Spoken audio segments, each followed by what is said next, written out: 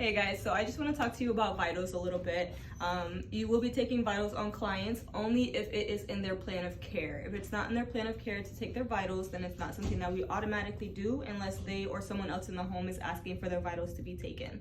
In that case, you just need to make sure that you're documenting why you took the vitals since it's not in the plan of care.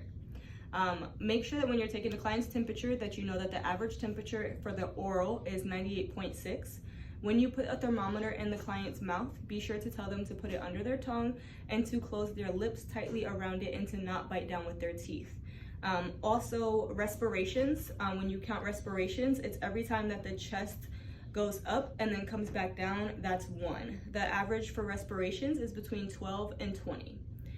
Also, your heart rate, not your heart rate, but the client's heart rate is going to be between 60 and 100. You can either use that by counting their pulse on their wrist or using one of the automatic machines that they have in their home. Usually that will show up on an automatic blood pressure cuff, which is what we're going to go over next. So this is your automatic blood pressure cuff. When you're taking a client's blood pressure, you want to be sure that you make sure that their legs are not crossed.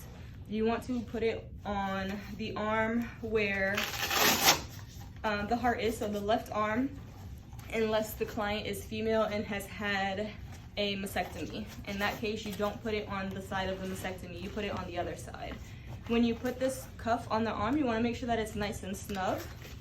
Most of them are going to show you where you need to place it on the arm.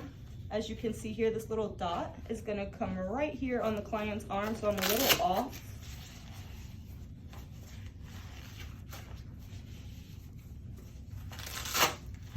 There we go. All right, so nice and snug on the client's arm. You have the client sit back and relax. They just take their arm and rest it in their lap, and then you will take the machine here and you're going to press the start button. You're gonna let the machine do its thing, and then once it's done, you'll see 2 numbers pop up, the top number, which is the systolic number, and the bottom number, which is the diastolic number. That is what you're going to record. Now, if you ever forget the parameters for the vitals, it's always going to be located on the back of your badge, which you should always be wearing to every client's home. And if you ever see that someone's vitals are out of range, you just need to call the office and let us know so we can direct you on what you need to do for that client, okay?